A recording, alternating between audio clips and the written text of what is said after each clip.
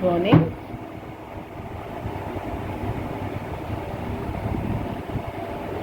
Are you wondering why exactly I'm so happy today? You don't really need to. One small little thing that is possibly one of the major things in life is that you don't have to look for a reason to be happy. It's right within you, and you need to dig it out. You need to bring it out. And then go and spread it, cultivate it, and then look at the dividends. They are going to be many times than what you actually seeded. A very happy good morning, all of you. Today I'm here especially to deal with the comprehension passage, which is one of the most integral part of any competition that you go for any kind of test that you go. Comprehension skills, and it's different questions, the analogies and all that. All those things are going to be of vital importance. So we are going to go through this thing. So let's get started. Ready? Okay. So the next thing that we have to attempt is, first and foremost, the most important suggestion that I would give is that when you have the time and when you're reading the passage, you must read it very carefully. You must read it very carefully for the fact that, many a time children do this, that they just, just run through the entire passage, giving it a very cursory glance, which obviously is not a very desirable thing, and it's not advisable either. So read the passage very carefully. Read the passage very carefully in the sense that every word and every expression should be read for the first reading. Normally these passages are pretty short, they range somewhere around 350 to 400 words and all that. So read the passage very carefully. Number one, while reading the first time, it might not possibly get into your head as to what are the questions that are likely to come. So I suggest for the next step, what you should do is, after you've read it once, look at the questions. So step 2 is look at the questions. Read the questions very carefully. What you have to do is, every question that is given over there, it's always important. If you need glasses, do wear them. Is that all right? Glasses. They help you to see things better. Do not shy. Especially I've seen many a time my kids, especially my girls, not wanting to wear because somehow, they feel it a little uncomfortable. If glasses are important, take help. Take help of these glasses because they'll help you look at things better.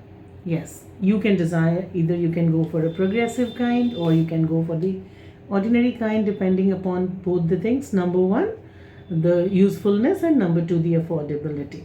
So we go to the next important thing, and that is you've got to read the questions very carefully.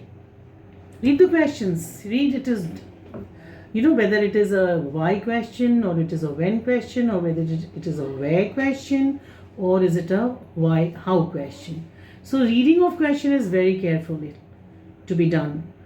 Very carefully to be done.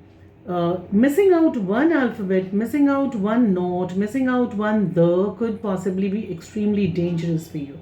So the second important tip is that after you've read the passage, please read the questions very carefully. Very carefully. Number 2.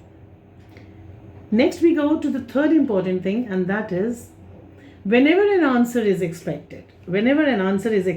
you should answer those questions according to the passage and not according to your pre-based or your biased or your preconceived notion.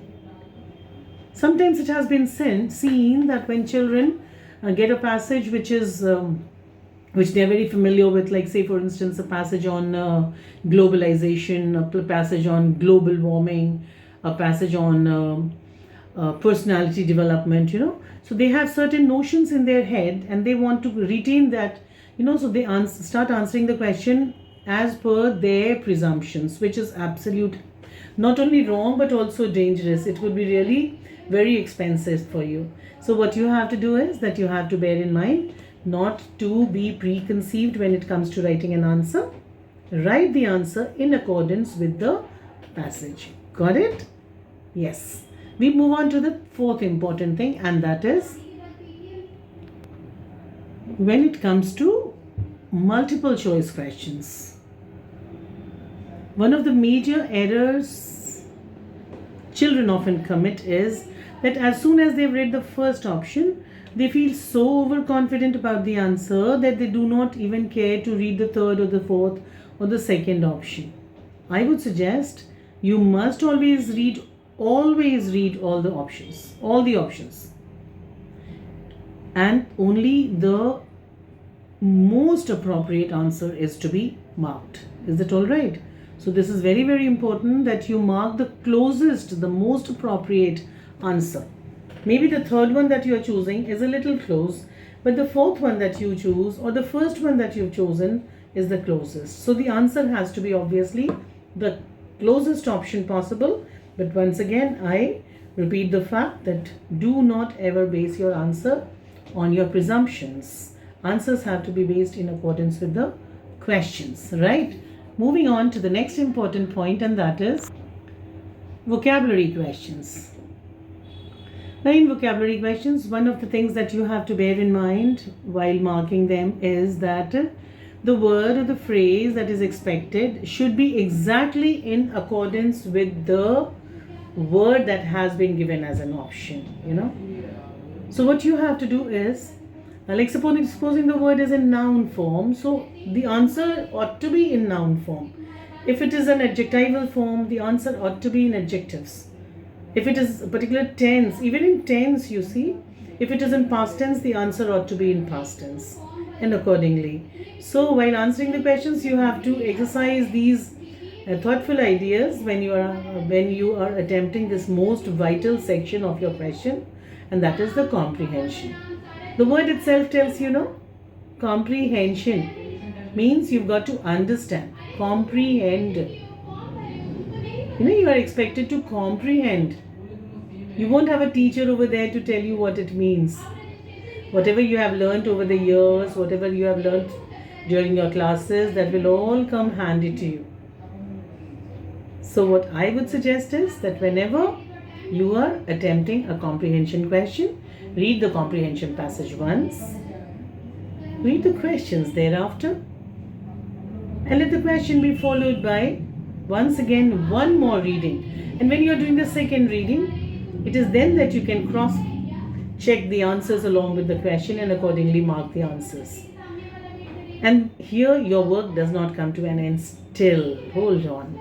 Going to the last but equally important aspect is do not forget to revise your work. Do not forget to revise your work. For a little of carelessness, a little of casual approach, a pencil running here or a pen running there, a B not written in proper way, it could look like an A, and then you've done overwriting and all that. No, not at all. Not at all. You shouldn't do that. You should in fact be very clear with your options. If it is a marking option, well and good, you'll be coloring it. But if you're expected to write A or B or C or D in any of the exams, it depends upon what kind of paper different organizations, different institutions and different forms of examinations hold. Please be very clear with your alphabets. My experience has been sometimes very terrible and you feel so sorry. I don't know how much you kids feel, but we examiners feel very sorry for you when we can realize that you have the answers correct, but somehow you have been too careless with the marking, and then we cannot help but give you a 0 or give you a cross or mark the answer wrong. So wishing you all the joys of learning and wish you all the best for whichever exam you are going about. Seeing you very soon in the next video. God bless you and take care.